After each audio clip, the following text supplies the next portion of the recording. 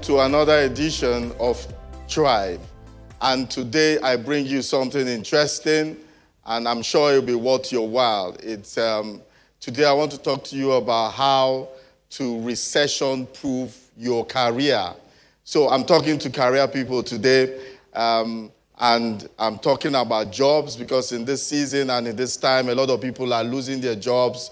A lot of people are scared, and a lot of people don't know how to cope through this time. You go to work every day, you don't know whether you'll be laid off, and that scare is there. So I want to give you some tips that can help you to become recession-proof your career. But before I go on, let me just tell you, what is recession-proof business? Because you must be working in a recession-proof business. So the concept is about, if they are recession-proof businesses, then they should be recession-proof staff also, and career. So recession-proof businesses are those businesses that offer essential services, whether there's a lockdown, whether there's a downturn, whether there's a depression, whether there's a recession, it doesn't matter. There are some basic things that go on. You need to eat. You need to drink water. You need shelter. You need a lot of things. You need to wear clothes. So there are a lot of companies that concentrate. This is their company policy. We stay with businesses that are only offer essential services. So when recession comes, it doesn't affect you. You continue to thrive, like the medical field. Even during recession, you continue to thrive. So let's now begin to bring it to now. What are the things that can make you recession-proof your career? You don't need to wait until a recession for you to be able to begin to make your career recession-proof. You really need to start earlier than this. So I bring it to you if you have not been doing it or you are not mindful of it. So from today, I hope you begin to have that at the back of your mind, because anything can really happen at any particular point in time. So one of the things, the ways that you can recession-proof your career is to stand out in a good way. You stand out in a way that no other person can, you will not be a pushover. Your value is needed. And some of the ways you can stand out is that you begin to develop yourself professionally and also personally. And this is attractive. Somebody that has gone out of his way to get some professional courses or some professional diplomas that can help you on the work at work without somebody having to pay that for you is attractive to any manager, any CEO. So in this way, you must every day build yourself, make yourself attractive. And also, other way to recession-proof or to stand out is that you are working. They are given a job, you get to work early, you are working under budget, you volunteer for additional work. You know, some people don't want to volunteer for any additional work. They just want to do their 9 to 5 and leave. Some people just want to run out of the office as soon as the time is. See, those things will count for you at the end. So you must be suggesting ways to cut costs. Even at this time, companies are looking for how to cut costs. So they need staff that will help them cut costs, not to help them spend. How do we increase revenue? These are things that any CEO wants to hear. How do you resolve problems? How do you resolve problems? Do you easily accept a tax, even if you know that you are not able to do it? Are you able to receive tax and say, let me try? I haven't done it before, but I can try. I can try something new. Are you someone they are able to manage? Some people are unmanageable, because these things are important, because even recession-proof businesses, they still lay people off. So if they're going to lay people off, who are they going to start with? They're going to start with people that do not stand out.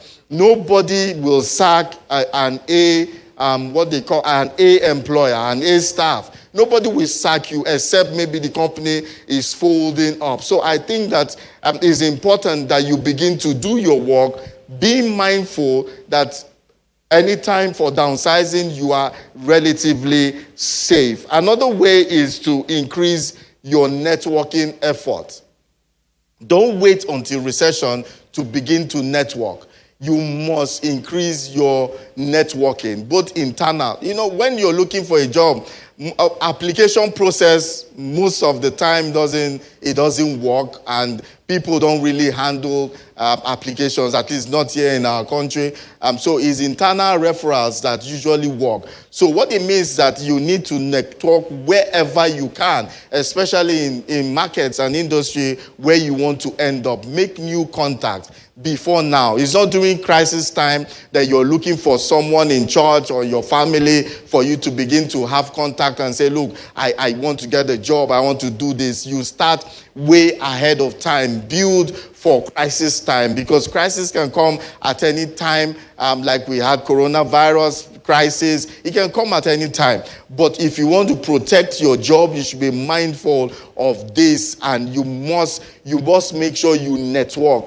People that have the ability, not just making friends, but making friends with people or getting the contacts of people that can help you achieve whatever dreams that you want.